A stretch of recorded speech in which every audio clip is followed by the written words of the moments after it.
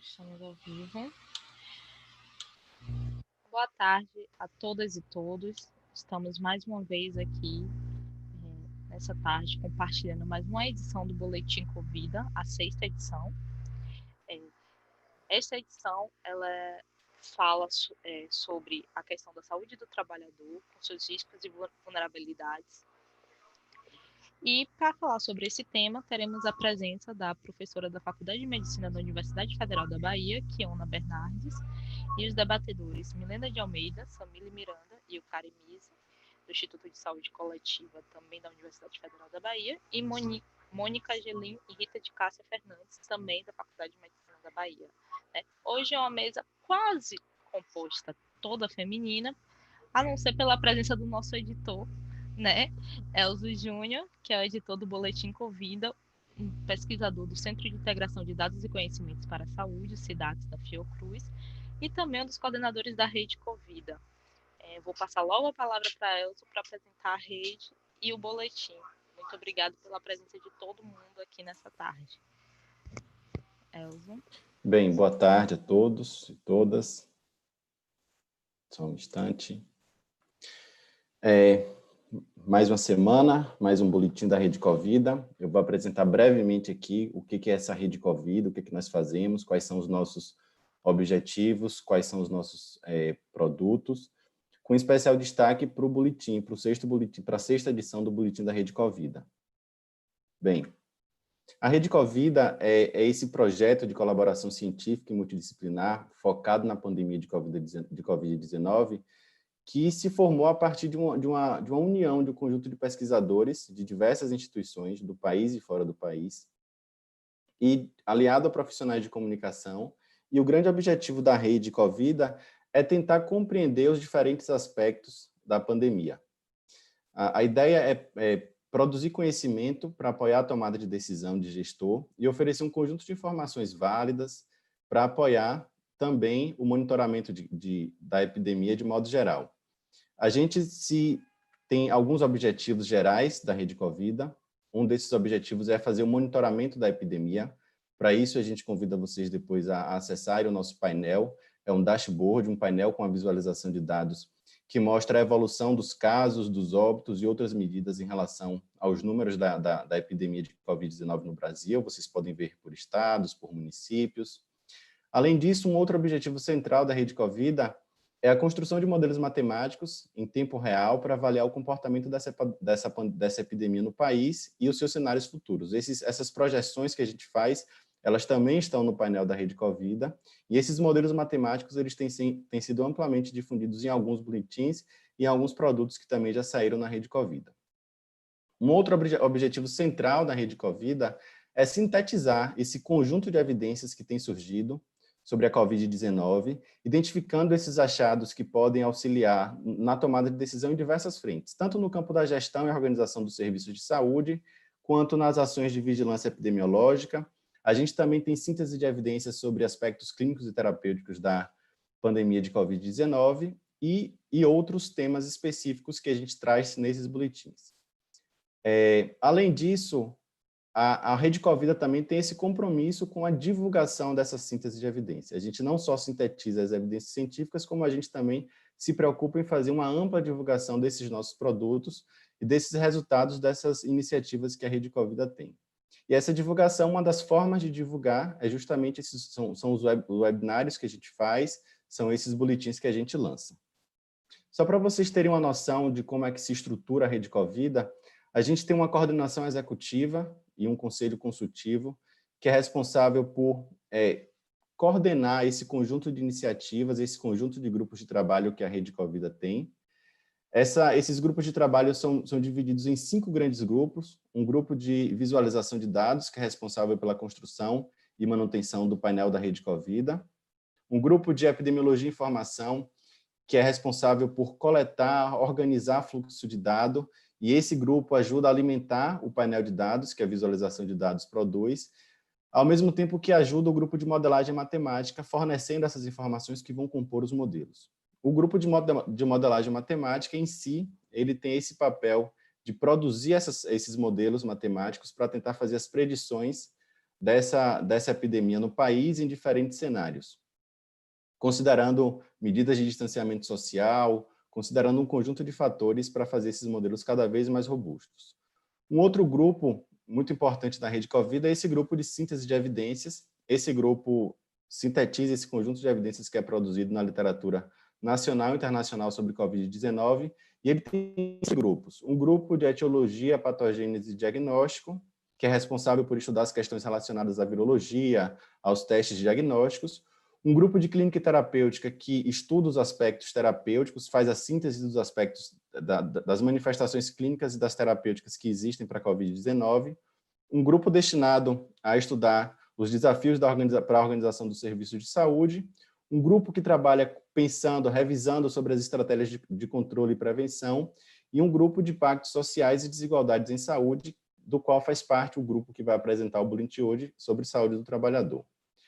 Além disso, a gente tem um grande núcleo de comunicação que faz essa interface entre o que a gente produz e a comunidade externa, seja ela outros pesquisadores, seja jornalistas, seja a população em geral. Além desses grupos já bem estruturados, a gente tem forças-tarefas que buscam responder questões específicas e exigem a integração de mais de um desses grupos. E também temos grupos de apoio à ação local, como estamos em Salvador, na Bahia. A gente tem grupo que faz uma interação um pouco mais próxima com a gestão dos serviços de saúde, tanto no âmbito de Salvador quanto no âmbito do governo do estado, para ajudar nas tomadas de decisão. Como eu falei com vocês, um dos produtos da Rede Covid, um dos principais produtos da Rede Covid são os boletins. Esses boletins são quinzenais, são temáticos. Então, nessa semana, a temática do boletim Covid, o 6º boletim Covid, é saúde do trabalhador, riscos e vulnerabilidades. Brevemente aqui vocês podem ver o sumário. Esse boletim ele fica disponível no site da Rede Covid. Vocês podem acessar, podem baixar esse boletim para ler mais detalhes. Nesse boletim específico sobre saúde do trabalhador, que é o tema central que vai ser apresentado pelas debatedoras logo em seguida, a gente traz alguns aspectos relacionados a reflexões sobre a situação de saúde do trabalhador e vulnerabilidade no contexto da pandemia, algumas estimativas internacionais e nacionais no contexto de vulnerabilidade e trabalho na pandemia de Covid-19, uma análise crítica dessas políticas de enfrentamento e mitigação da pandemia no que se refere a esse mundo do trabalho, algumas considerações e recomendações. Além dessa parte mais central relacionada à saúde do trabalhador, o boletim da Rede Covid traz ainda alguns outros tópicos. Um tópico muito interessante que a gente sempre traz no boletim são outras sínteses de evidências que foram produzidas nas últimas semanas sobre a Rede Covid, e nesse caso a síntese de evidências sobre saúde mental. E esse boletim especial, a gente traz ainda um sumário, alguns links das apresentações que os membros da Rede Covid fizeram no Congresso da UFBA. Então, ao final do boletim, vocês podem consultar lá e vai existir um conjunto de links com essas informações, com essas atividades que membros da Rede Covid participaram no Congresso da UFBA, no Congresso Virtual da UFBA. Então, era isso que eu queria apresentar. E visitem o site e acessem o boletim para mais detalhes. Muito obrigada, Elza. Agora eu gostaria de passar a palavra para a professora da Faculdade de Medicina, Kiona Bernardes. Kiona possui graduação em fisioterapia pela Escola Baiana de Medicina e Saúde Pública, é doutora em saúde pública pelo Instituto de Saúde Coletiva da Universidade Federal da Bahia e mestre de saúde coletiva pela Universidade Estadual de Feira de Santana. Atualmente ela é professora adjunta da Faculdade de Medicina e professora permanente do Programa de Pós-Graduação em Saúde, Ambiente e Trabalho da Universidade Federal da Bahia. Muito obrigada pelo convite, pelo boletim e também por estar aqui conosco apresentando. Kiona, a palavra é sua. Muito obrigada. Eu vou compartilhar a tela. Ok. Então, inicialmente, eu gostaria de agradecer a parceria da Rede Covida e do Grupo de Impactos Sociais e Distributivos, coordenados pela professora Érica Aragão. E, em especial, gostaria de agradecer às colegas da Faculdade de Medicina da Bahia, do Programa de Pós-Graduação Saúde, Ambiente e Trabalho, também do Instituto de Saúde Coletiva e foram colaboradoras na construção deste boletim, que tem um tema importante para a compreensão dos efeitos da pandemia na saúde do trabalhador e que elege o trabalho como categoria central para a articulação e discussão das estratégias de controle, enfrentamento e até de retomada do crescimento econômico, tendo em vista o cenário de pós-pandemia. Bom, eu vou apresentar, deixa eu ver se está passando, ele está travado. Não está passando. Agora. Então, eu vou apresentar de forma resumida o boletim e, na sequência, o debate vai tratar de alguns aspectos centrais tratados amplamente no boletim. O cenário do boletim encontra-se numa das maiores crises sanitárias mundiais, que conta atualmente com cerca de mais de 6 milhões de casos e quase 400 mil mortes em todo o mundo. Desde que declarada como pandemia pela Organização Mundial de Saúde, alguns avanços aconteceram na caracterização do vírus, do coronavírus, nas estratégias de prevenção, de controle, mas ainda existem algumas lacunas no que diz respeito aos aspectos epidemiológicos e perfil epidemiológico dos casos e dos óbitos, bem como das características de desigualdades e iniquidades que perpassam a relação entre contágio e desfecho dessa doença em alguns grupos populacionais. A Covid-19 é relacionada na literatura como bastante demarcada por desigualdades sociais importantes e pré-existentes. E ela atinge um conjunto de ocupações, uma grande gama de ocupações, e que tem a sua gravidade mais ampliada entre indivíduos de pele não branca, imigrantes, pessoas com baixa condição socioeconômica e com moradia e trabalho precarizado. Também é importante falar que a maioria do desligamento para a Covid se encontra, não atinge de forma igual. E foi nesse contexto que busca, através das evidências científicas, de uma revisão de literatura e outras perspectivas orientadoras, como sociologia do trabalho, a vigilância e saúde e da própria epidemiologia, compreender os efeitos da pandemia.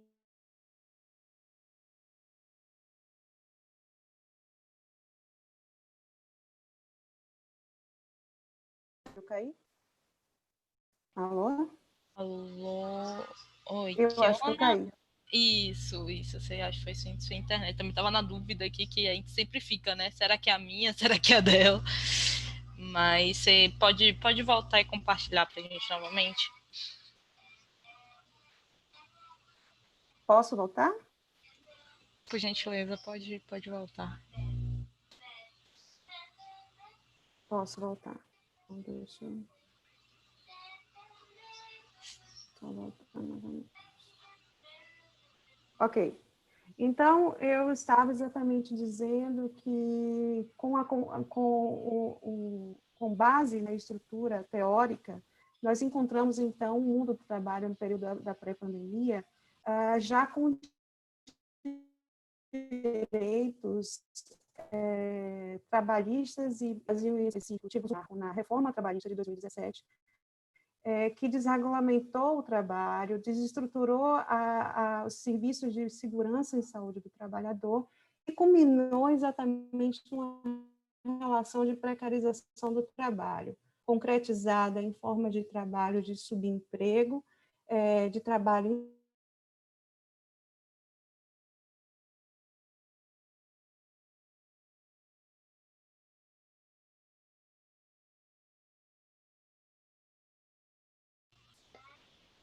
Fiona?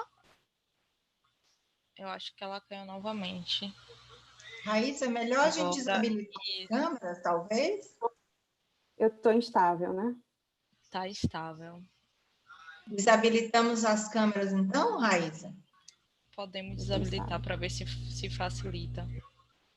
Mas talvez a gente pudesse também fazer uma apresentação coletiva, qualquer coisa. Tá bom? Bora tentar mais uma vez, que a Ana, se não conseguir, aí a gente passa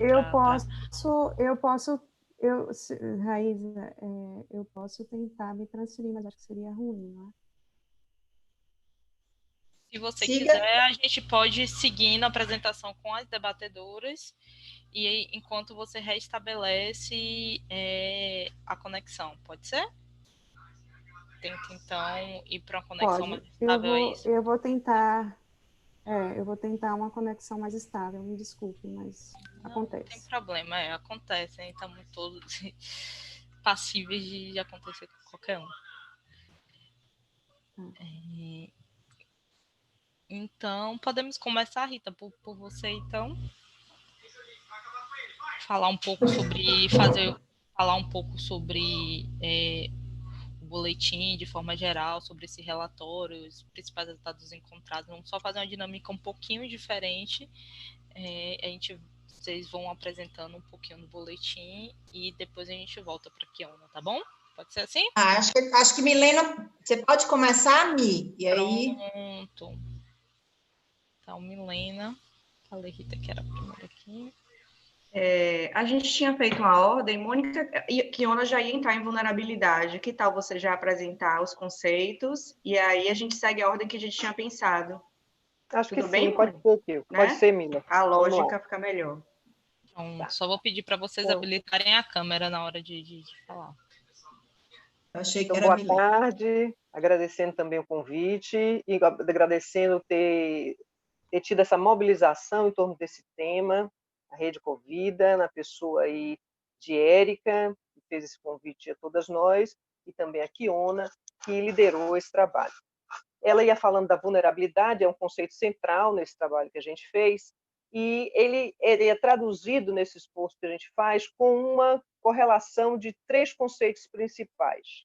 Vulnerabilidade social, e a gente vai voltar um pouquinho a isso, lembrando alguns autores da saúde coletiva, a vulnerabilidade individual, social e programática. Mas também trazemos nesse boletim, nessa discussão que a gente faz, na nota técnica, um conceito do processo de vulnerabilização.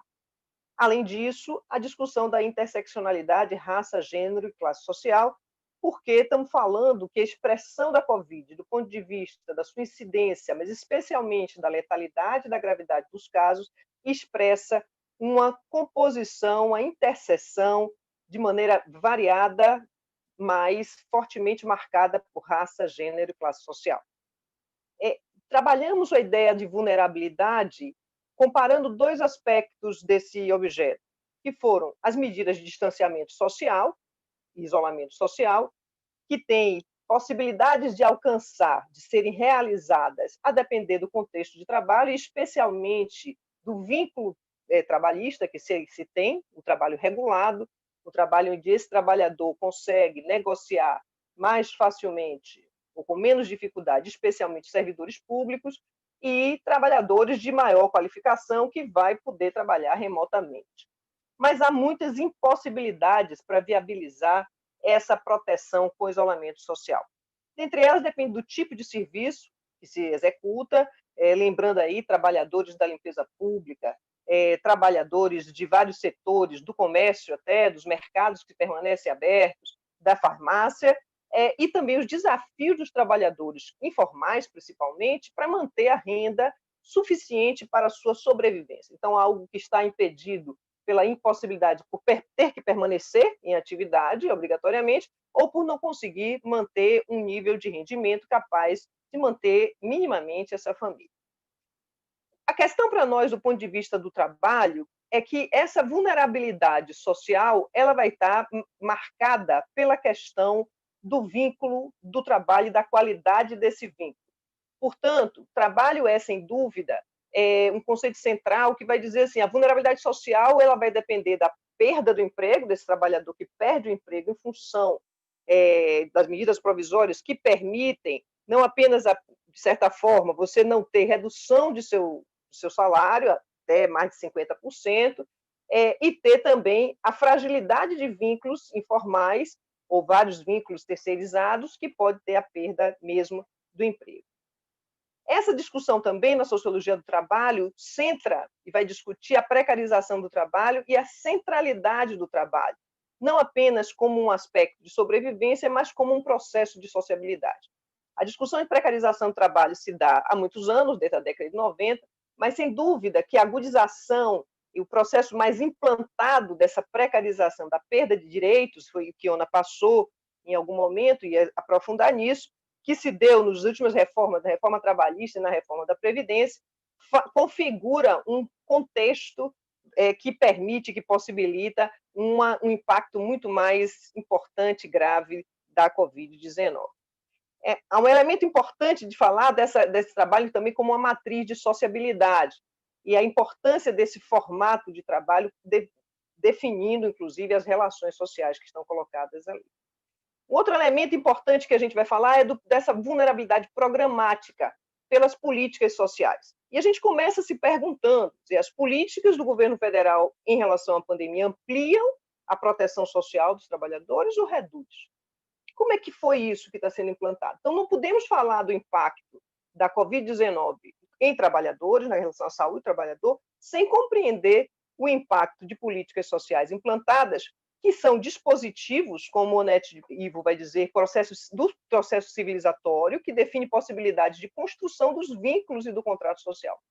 Mas temos também a configuração de antipolíticas, que são elaboradas e são implementadas a partir de diagnósticos equivocados, e que, nesse sentido, resultam no aprofundamento das desigualdades, na redução da capacidade redistributiva, e no nosso contexto estamos vendo isso com a questão do acesso efetivo ao abono emergencial que está aprovado e com várias pessoas ainda esperando nessa fila. Temos discutido há algum tempo também de que esses processos de vulnerabilização eles vão se dando e se acoplando e complexificando as vulnerabilidades que já mencionamos. E na discussão da ecologia política vem se marcando muito fortemente nos últimos desastres ambientais que temos acompanhado no Brasil, como na situação de Mariana, de Brumadinho, onde o modelo de desenvolvimento e a forma como é implementado e a ausência ou omissão das instituições responsáveis pela regulação desse controle favorecem nos processos de acidente, aqui agora falando da pandemia, o aumento, a ampliação e aprofundamento dos processos de desigualdade e da injustiça social, no caso também da injustiça ambiental. Nesse processo de vulnerabilização, eu vou chamar a atenção para populações vulnerabilizadas e não populações em vulnerabilidade, até para entender o processo social dessa marcação, dessa demarcação da vulnerabilização. Então, nós temos, em relação ao trabalho, a precarização do trabalho e da desproteção social, para o trabalho regulado, também com a amplificação disso para o trabalho informal e para o trabalhador artesanal, é bom que a gente lembre, como no caso das pescadoras artesanais, dos pescadores artesanais e da agricultura familiar, que viveram, inclusive, no caso das pescadoras, um acidente com óleo no Nordeste, viveram fortemente, inclusive, o atraso do seguro-defesa e uma série de situações de dificuldade da implantação da política, e também da agricultura familiar, como um grupo social de trabalhadores que estão altamente impactados pela pandemia. Então, são esses os conceitos que nós estamos trabalhando nesse material e que continuaremos aprofundando. Muito obrigada. Muito obrigado, Mônica. Kiona já voltou aqui, já está com a conexão mais estável. Então, se quiser retomar a palavra. Ok. Bom, deixa eu colocar em... A Mônica trouxe, em específico, a relação da vulnerabilidade, que é exatamente onde todo esse processo de precarização das relações de trabalho ou seja, como a pandemia vai alcançar esses trabalhadores, né? E se impõe, então, um desafio que é exatamente como proteger esses trabalhadores diante da ampliação das desigualdades e das vulnerabilidades já abordadas por Mônica, né? Bom, E aí, algumas estratégias de mitigação da pandemia e de contenção da velocidade de transmissão, mundialmente reconhecidas como o isolamento social e o lockdown, atingem esses trabalhadores de forma diferenciada. De um lado, nós vamos ter o trabalhador regular, o trabalhador formal, que tem alguma viabilidade de manutenção do distanciamento social e manutenção das condições de vida, ainda assim demarcado por perda de direitos pela já reforma trabalhista, e, de um outro lado, uma grande parcela da população de trabalhadores informais, mais de 41% da população economicamente ativa do Brasil, ainda acompanhado por desempregados e desalentados, que se vêem impossibilidade da adoção dessas estratégias, devido aos arranjos que são necessários para a sua sobrevivência e a sua organização social em subaglomerados urbanos, na maioria deles em favela, e que compõem também a força de trabalho de serviços essenciais. E que, então, fica claro que a estratégia do Fique em Casa, nacionalmente reconhecida, demarca, mais uma vez, o nível de vulnerabilidade para alguns trabalhadores em relação à pandemia de Covid-19. As estimativas nacionais apontam os trabalhadores da saúde como os trabalhadores de maior risco, e nas suas categorias principais, médicos, enfermeiros e técnicos de enfermagem, embora se saiba que esses trabalhadores têm maior acesso a diagnóstico e testagem periódica, mas mesmo assim, na cidade de Wuhan, onde se começou a epidemia, foi identificada uma incidência de 41,5 casos por milhão de habitantes em população geral e 130,5 casos por milhão de habitantes entre trabalhadores da saúde, o que expõe cerca de 3 vezes mais o risco, ou seja, aumentado o risco para o trabalhador da saúde quando comparado à população geral. Um outro estudo que avaliou 6 países asiáticos estima que cerca de 15% das infecções por coronavírus têm relação com o ambiente de trabalho. E elenca, então, as categorias com maior frequência dessa doença. Em destaque, os trabalhadores da área da saúde, e, na sequência, motoristas e trabalhadores de transporte, trabalhadores dos serviços e vendedores, pessoal de limpeza, empregados domésticos, trabalhadores da segurança pública. Um outro estudo, também em Wuhan, com 44.672 casos confirmados, observou que esses casos aconteciam cerca de mais de 20% entre agricultores, 7,7% entre industriários, 3,8% entre trabalhadores da saúde. E a letalidade entre agricultores, industriários e trabalhadores de saúde foi de 1,4%, 0,7%, 0,3%. E que demonstra, as estimativas que demonstram que o maior risco de adoecer para os trabalhadores da saúde, entretanto, o risco de morrer pode ser superior em outras ocupações, quando comparadas aos trabalhadores da saúde, evidenciando que a mortalidade provavelmente está relacionada com outros determinantes e não apenas a maior probabilidade de exposição ao vírus. Mas, para além do efeito da infecção, a pandemia também atinge o componente subjetivo do trabalhador. E também em Wuhan, um estudo identificou cerca de 40% dos trabalhadores de saúde com sofrimento psíquico, e esse sofrimento estava relacionado à sobrecarga e exaustão do trabalho. Outro estudo também identifica esses trabalhadores de saúde com medo, fobia de transmissão para a família, além de problemas como esgotamento e distúrbios de sono, evidenciando outro efeito da saúde na saúde do trabalhador. Os dados nacionais são frágeis no que diz respeito às notificações, e em especial a notificação da ocupação, e tivemos acesso, através dos dados do CIVEP-GRIPE, no período entre janeiro e a primeira quinzena de abril, das hospitalizações exatamente por síndrome respiratória aguda grave, SRAG. E identificamos 53.733 casos. E desses 53 mil, apenas 1,72 apresentavam registro de ocupação. Desses casos, 7.485 casos foram confirmados laboratorialmente como Covid-19, e mesmo assim, apenas 2,2% tinham ocupação registrada. A tendência maciça de subnotificação e subregistro da ocupação foi mantida nos dados de óbitos, com 1,22 para o SRAG e 2,20 para os casos de óbitos por Covid-19.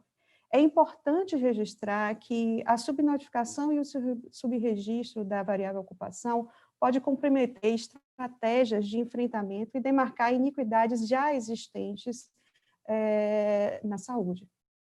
Um outro ponto que deve se levar em consideração é a parcimônia com os dados apresentados no boletim, devido ao excesso de subnotificação e também de serem dados de hospitalizações que demonstram exatamente a gravidade já da doença.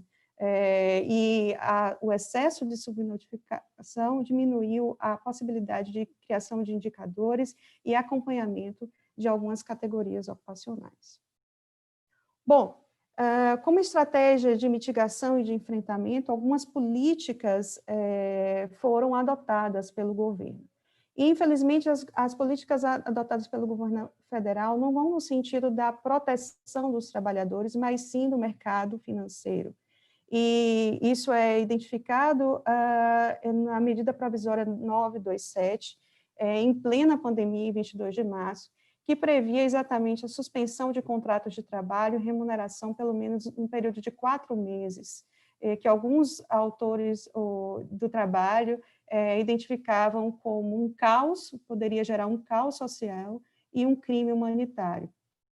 Logo em seguida, foi editada a medida provisória 936, em abril, que tentava corrigir os efeitos da medida provisória anterior e que criava o programa emergencial de manutenção de emprego e renda.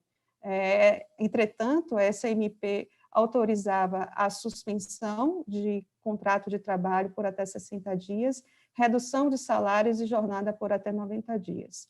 Impõe também ao trabalhador intermitente um auxílio emergencial de R$ 600, que é flagrante a precarização, tendo em vista o valor do salário mínimo, e para os trabalhadores informais, um auxílio emergencial de R$ 600, com previsão de duração inicial de 3 meses, podendo ser prorrogado. Um outro conjunto de estratégias tendo em vista a centralidade dos trabalhadores da saúde, tanto pela visibilidade da sua exposição, bem como a imprescindibilidade da sua força de trabalho para o enfrentamento da Covid.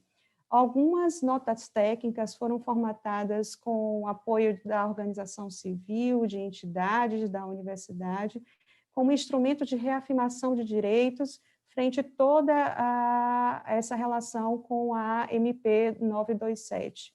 E uma dessas alternativas foi dada pela Frente Ampla de Defesa de Saúde do Trabalhador, que lançou uma nota técnica que estabelece e confirma o nexo entre a relação do trabalho e a Covid para estes trabalhadores, garantindo direitos trabalhistas e previdenciários.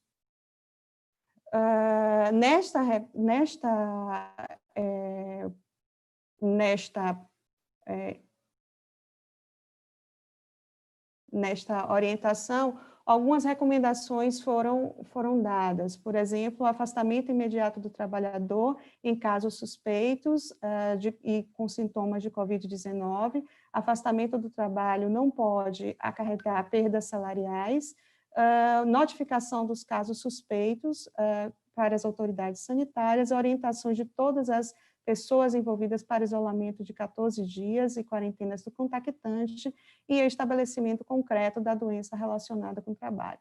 Essa nota técnica, apesar de ser voltada aos trabalhadores da saúde, tem sido ampliada no sentido de outras categorias ocupacionais. E como considerações finais, o conjunto de evidências reunidas no texto permite identificar as principais lacunas, desafios e possibilidades para a atuação de pesquisadores da universidade, serviço de saúde, sociedade civil organizada, contribuindo para uma agenda sobre a pandemia e trabalho. Conhecer a distribuição da frequência de Covid-19 no mundo do trabalho é extremamente importante para a vigilância e a tomada de decisão concreta em relação à flexibilização do campo do trabalho, e a preservação da saúde do trabalhador, que se mantém durante a pandemia, deve ser o eixo articulador de todas as de políticas públicas e demais iniciativas. Acho que a nossa contribuição de visão geral seria essa, e então a gente pode passar para o debate. Muito obrigada, Kiana. Vamos agora passar a palavra para, agora sim, para a Rita, né, Rita? Para a Rita de Cássia, para fazer alguns comentários. Cada um dos debatedores terão 3 minutos para poder fazer suas considerações, ressaltar pontos fortes, e se der tempo a gente consegue responder alguma pergunta aí do público. Por gentileza, Rita. Acho que Milena vai me antecipar, né, Mícia? Na verdade, a gente estabeleceu uma ordem, que seria a Samile e o Cari, eu e depois Rita. Pode ser assim ou vocês preferem que eu já fale? Pode ser, mas seria aí o Cari, não? Depois que seria eu, não foi? Então, vamos lá. Isso. Então, posso dar seguimento? Então, vamos lá. Vamos lá. Então, com base na estratégia de prevenção das doenças infecciosas em ambiente industrial, a Occupational Safety and Health Administration, a OSHA, elaborou um guia que era voltado ao planejamento, tanto de empregadores quanto empregados, para a identificação dos níveis de risco no ambiente de trabalho, além de medidas de controle a serem implementadas. A OSHA dividiu, então, as atividades de trabalho em 4 níveis de exposição ao risco: risco muito alto, risco médio e risco baixo. A CESAB avançou na definição de quais seriam os trabalhadores que estariam inseridos nesses níveis de categorias de risco. Então, na categoria de muito alto risco, incluem trabalhos com alto potencial de exposição ou contato com casos confirmados ou suspeitos de Covid-19 durante a realização de procedimentos de saúde, laboratoriais ou pós-morte. Então, a linha de frente do lidar com esses pacientes incluiria nessa categoria de muito alto risco os profissionais de saúde, médicos, enfermeiros, dentistas, fisioterapeutas, fonoaudiólogos e técnicos em geral, que vão realizar procedimentos que podem gerar aerosóis, por exemplo, intubação, a higiene brônquica, a broncoscopia, coleta invasiva de amostras, por exemplo, em pacientes tanto conhecidos como suspeitos de Covid, os trabalhadores de laboratório, que coletariam ou manipulariam as amostras desses pacientes, conhecidos ou suspeitos de Covid também, manipulação de material para cultura, a coleta de material para testagem, os trabalhadores de necrotério, que ao realizarem as necropsias nesses corpos, com possível geração de aerosóis, teriam também um alto risco de exposição. Na categoria alto risco, seriam incluídos sujeitos que exercessem um trabalho com alto potencial de exposição ou contato de caso confirmado ou suspeito de Covid-19 e também profissionais que não realizassem esses procedimentos invasivos. Então, são os trabalhadores que lidam com esses pacientes, direto ou indiretamente, mas que não estão exatamente na linha de frente. Então, são exemplos dos profissionais na categoria de alto risco. Por exemplo, a equipe de assistência à saúde, que não está necessariamente na linha de frente ao lidar com Covid-19, a equipe de suporte, então, entrariam nesse grupo, equipe de nutrição, a higienização, a lavanderia hospitalar, por exemplo, essa equipe de apoio, profissionais que realizam transporte em saúde, então, por exemplo, os maqueiros ou os operadores de ambulância, que vão realizar a transferência de pacientes conhecidos ou suspeitos de Covid-19 em veículos fechados, são considerados, então, esses trabalhadores em situação de alto risco, em uma categoria de alto risco, trabalhadores de funerárias e cemitérios, que vão estar envolvidos com a preparação dos corpos para enterro ou para cremação desses pacientes suspeitos ou confirmados. Então, a segunda categoria de alto risco. Numa categoria de médio risco, entrariam trabalhadores que exercem o trabalho que requer contato frequente ou próximo, como próximo a gente estabelece menor do que 1,80 m, de pessoas potencialmente infectadas com Covid, com SARS-CoV-2, mas que não são consideradas necessariamente casos suspeitos ou confirmados de Covid-2. Então, nessa categoria de médio risco, entrariam, por exemplo, os agentes comunitários de saúde, entrariam os bancários, entrariam rodoviários, pessoas que trabalham em mercado, na segurança pública, em farmácias, na construção civil, na agropecuária, motoboy, o entregador de delivery, entre outros trabalhadores. A categoria considerada de baixo risco envolveria um trabalho que não demanda o contato tão próximo com as pessoas contaminadas ou suspeitas, ou não tem contato com o público geral, ou o contato seria mínimo. Dentro dessa categoria de baixo risco, entrariam, por exemplo, os professores, que não estão exercendo, obviamente, o trabalho de ensino em sala de aula, o trabalho em home office, os vigilantes noturnos, por exemplo, tradutores também entrariam nessa categoria.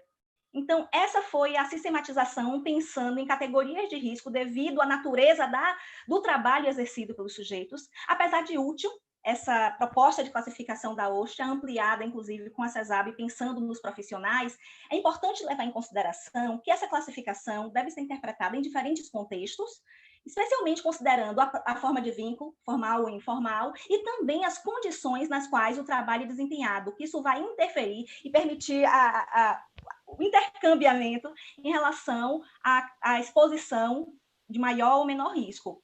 A própria OSHA estimou que a maioria dos trabalhadores americanos estariam na categoria de risco médio ou baixo, que essa situação, considerando o continente americano, provavelmente vai ser distinta das de países pobres ou em desenvolvimento, como é o caso do Brasil, no qual cerca de 38 milhões de trabalhadores exercem um trabalho informal, o que corresponde a mais de 40% da população economicamente ativa. E essa inserção do trabalho, que é instável e que é irregular, pode colocar esses trabalhadores sob maior risco de exposição também. Então, para finalizar a minha fala, a proteção à saúde do trabalhador e a evitação da propagação da Covid-19 nos ambientes e nos processos de trabalho requerem uma combinação de medidas preventivas, de medidas de controle e segurança, coletivas e individuais. Lembrando que, nesse caso, essas medidas devem ser amplamente divulgadas e adotadas pelos gestores, pelos empregadores e pelos trabalhadores, envolvendo uma ação conjunta que vai articular todos os atores envolvidos nesse processo. Muito obrigada, Yucara. Eu passo agora a palavra para a Samile. Só vou pedir para vocês serem um pouquinho mais sintéticas na fala, tá bom? Certo. Eu só vou acrescentar aqui, dar um norte, né, do que a gente buscou na literatura para trazer, já dar uma ideia da invisibilidade de alguns grupos, né, de trabalhadores. Então, quando a gente realizou a busca para começar a iniciar esse trabalho, nós encontramos 103 publicações que tinham aspectos relevantes relacionados à saúde e também relacionados ao trabalho, sendo que destas 103 publicações, 85 elas reportavam aspectos de trabalhadores da saúde, né? E apenas 19 publicações elas discutiam sobre outros trabalhadores que não os da saúde, né? Então, esses achados eles já revelam uma grande lacuna no conhecimento, bem como demonstra a invisibilidade permanente de trabalhadores essenciais como garis, empregadas domésticas, babás, entre outras, né? E aí essa invisibilidade ela pode ser justificada, inclusive, pela maneira como se apresentavam as fichas, né, de notificação. Então, por exemplo, no instrutivo de preenchimento do Ministério da Saúde, se observa a orientação de selecionar o código, a ocupação do paciente quando for profissional de saúde. Aí, quando você vai buscar a ficha de notificação para casos suspeitos e prováveis de novo coronavírus, também disponibilizada pelo Ministério, o campo ocupação apresentava as seguintes opções: profissionais de saúde, estudante da área da saúde, profissional de laboratório, trabalho em contato com animais ou outros. Hoje, na ficha de casos de síndrome respiratória aguda grave hospitalizado, o campo ocupação ele existe, no entanto, o acréscimo não é garantia de preenchimento, né? Isso é justificado quando avaliamos os dados do CIVEP e GRIP, que já foram apresentados por Kiona, que revelam um percentual extremamente baixo, né, para a variável ocupação, tanto para a síndrome respiratória aguda grave, quanto para a COVID, né? Então, é preciso, portanto, refletir e planejar estratégias que sensibilizem os profissionais que realizam registro dos dados nas fichas quanto à importância da variável para análise de situação de saúde. Então, este não é um problema inerente da pandemia. A gente vê isso, né, em outros trabalhos de saúde do trabalhador, que vão reportar justamente essa dificuldade de registro, né? Então, essa subnotificação dessa variável ocupação, ela limita, portanto, a vigilância em saúde do trabalhador e inviabiliza a análise de risco entre essas categorias.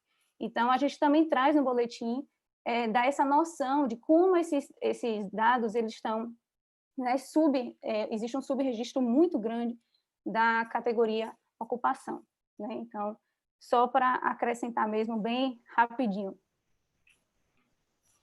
Muito obrigada, Samília. Eu passo agora a palavra para Milena. Isso, eu fiquei com o desafio de falar um pouco, Samília já falou, Kiona já falou, e eu fiquei com o desafio de falar um pouco sobre a vigilância, né? De qual é o conceito que a gente parte. E aí eu trouxe um conceito de Vasconcelos e Machado, que coloca, né, que a vigilância em saúde pública é um olhar cuidadoso sobre o que acontece com as condições de saúde da população, visando prevenir agravos e promover qualidade de vida. Então, não é apenas a questão da informação e da notificação, mas sim a informação para a tomada de decisão e a realização de uma intervenção em saúde, né? E aí a gente consegue ver isso, claro, assim, nas medidas que estão sendo tomadas em relação aos profissionais de saúde. Aparece bastante, né, o risco dos profissionais de saúde e algumas medidas vão sendo tomadas em relação à proteção desses profissionais. Então, esse é um exemplo bom da vigilância acontecendo, né, como ela deveria estar acontecendo realmente. E aí o meu segundo argumento é em relação aos sistemas de vigilância e informação brasileiros, né? Então, Samília falou, Kiona também falou, que ainda invisibilizam o trabalho e a ocupação como um determinante central na vida dos indivíduos. Isso pré-pandemia, como foi apresentado por Kiona e Samília, e eu trouxe um fato, assim, um argumento, né, relacionado na pandemia, e eu quero apresentar um argumento pré-pandemia, né? Então, o próprio Sinam, que é onde estão as notificações dos agravos relacionados ao trabalho, ele ainda privilegia a notificação para trabalhadores formais. Então, eu trouxe um exemplo que é dos acidentes de trabalho com trabalhadoras domésticas, né? Eu trabalho com esses dados e, com esses dados, a gente percebeu que 53% dos acidentes de trabalho grave são registrados entre homens, 69% entre trabalhadores formais e 38% desses acidentes entre brancos, né? E essa não é a realidade das trabalhadoras do emprego doméstico no Brasil, que é de maioria feminina, grande maioria feminina, negras e informais. Então, às vezes, o retrato que a vigilância dá, a gente tem que olhar de modo crítico para esse retrato, né? Nem sempre diz tudo o que a gente quer dizer. E aí a gente chega na questão da vulnerabilidade, né? O que esse olhar cuidadoso da vigilância não está alcançando, né? Quando a pandemia acontece em uma sociedade tão desigual quanto a brasileira. E aí eu trago também o fato relacionado ao trabalho doméstico. Então, embora os primeiros casos de Covid tenham sido registrados na classe média, né, notificados ou noticiados na classe média brasileira, o primeiro óbito que aconteceu no Rio de Janeiro, noticiado, foi entre uma trabalhadora doméstica, uma empregada doméstica. Na Bahia também, o segundo caso, se eu não me engano, foi uma trabalhadora doméstica também. E ambas tiveram contágio relacionado ao seu trabalho, né, com as suas empregadoras. E aí eu trago um fato relevante já para terminar, que aconteceu essa semana, né? Uma mulher negra nordestina, uma empregada doméstica, foi trabalhar, mesmo tendo a sua atividade essencial, não sendo considerada uma atividade essencial, né? Mesmo seu trabalho não sendo considerado uma atividade essencial, possivelmente por não ter outra opção, porque as escolas estão com aulas suspensas, ela leva o filho dela, um menino, Miguel, de 5 anos, menino negro, a empregada doméstica negra também, acontece uma negligência em relação... Ela está desenvolvendo uma atividade essencial, né, no seu ambiente de trabalho, quer dizer, dita essencial, que não pode ser de jeito nenhum considerada essencial, e acontece uma negligência da empregadora dela, e que culmina com o óbito da criança de 5 anos, esse menino chamado Miguel, e essa empregadora está sendo indiciada por um homicídio por conta desse acontecimento, né? Então, esse não é um óbito diretamente relacionado à Covid, mas, de algum modo, existe uma relação, porque acontece e amplia a desigualdade e mostra para a gente a desigualdade relacionada à pandemia no Brasil, né? Em que contexto essa pandemia chega no Brasil. E aí, para terminar, eu queria fazer essa reflexão, né, de como a pandemia provavelmente terá consequências catastróficas no Brasil, porque estamos num país, historicamente, que negligencia essas populações mais vulneráveis. É uma sociedade escravocrata, racista, machista, com agravante de contexto político pouco democrático, né? Pouco ou nada democrático. E aí eu faço essa reflexão, assim, de como pensar a vigilância, e deixo esse desafio para Rita, como fazer a vigilância, esse olhar cuidadoso sobre a saúde das pessoas, dos trabalhadores, em um contexto tão complexo, fomentando ações de garantia de direitos essenciais, né, como renda, moradia, trabalho, etc.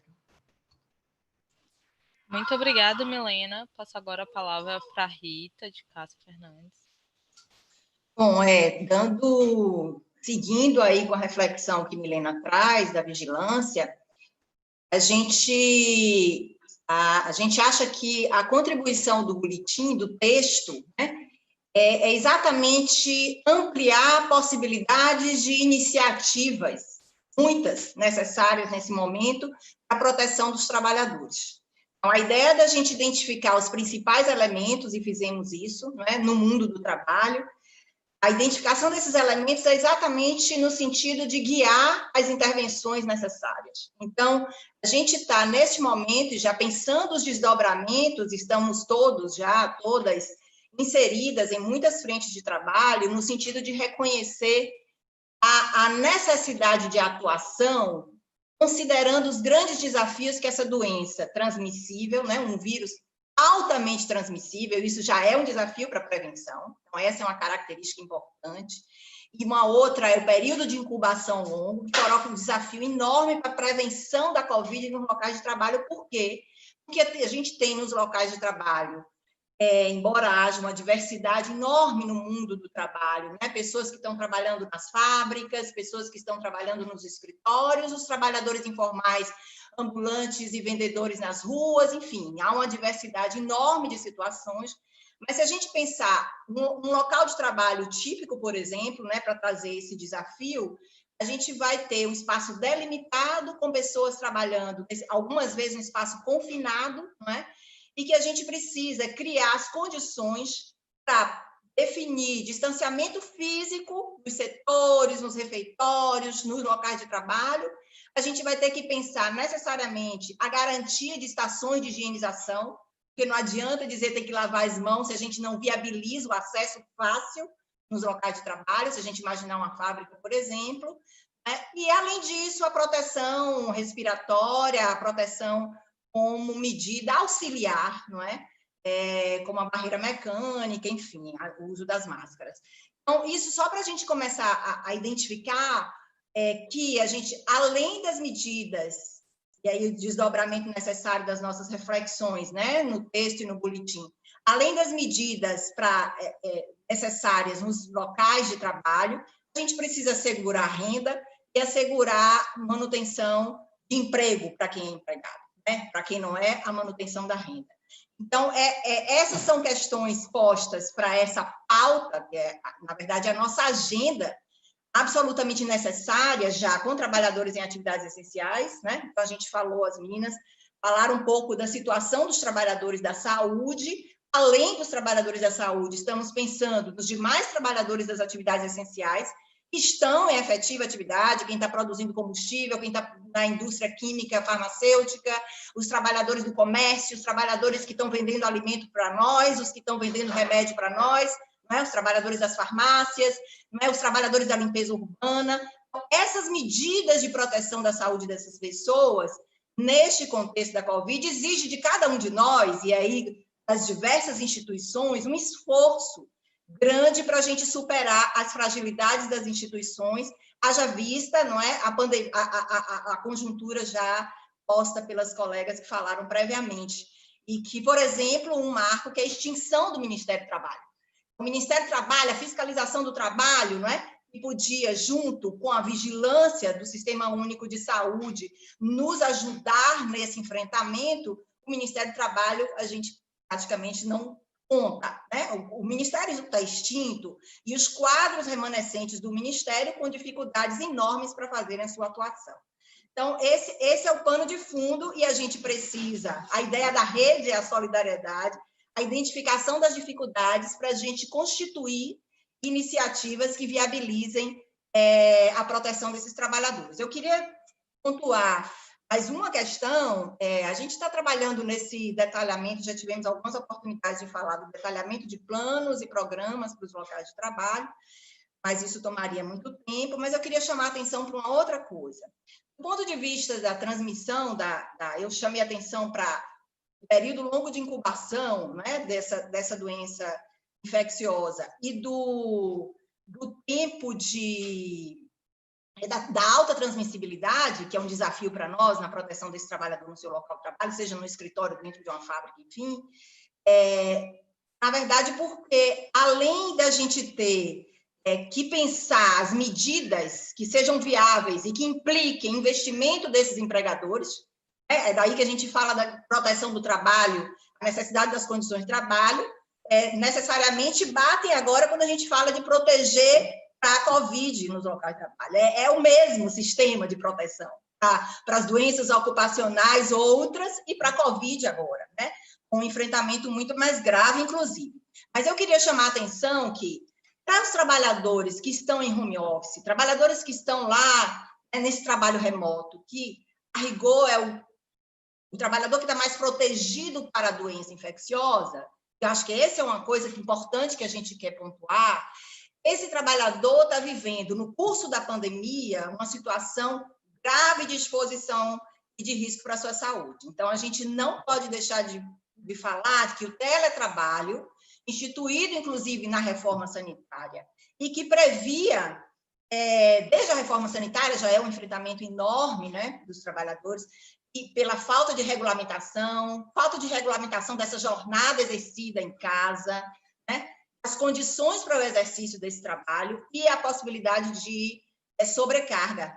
E essa sobrecarga e essas horas extras não remuneradas, esse trabalho, de algum modo, não regulado, que se aprofunda no curso da pandemia.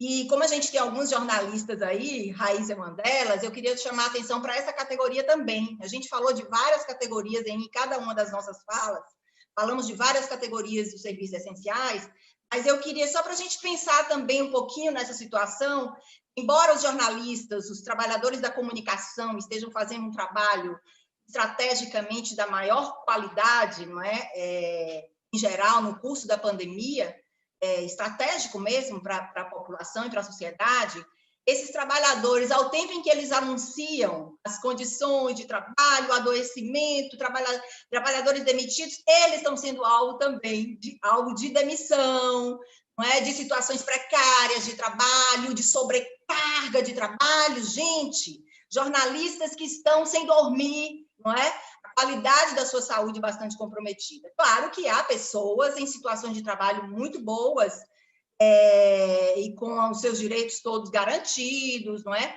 Com toda a observância do que se tem que fazer com relação às relações de trabalho, mas há muitos outros, e há alguns deles, inclusive, trazendo um pouco a informação, que é também muito invisível, apesar de serem os profissionais da comunicação, também muito invisível da situação, né, de demissão de jornalistas e trabalhadores dos grandes jornais, inclusive, que estão fazendo a grande cobertura, graças a esses trabalhadores e trabalhadoras da comunicação, estão fazendo a grande cobertura necessária para informar a sociedade sobre a pandemia.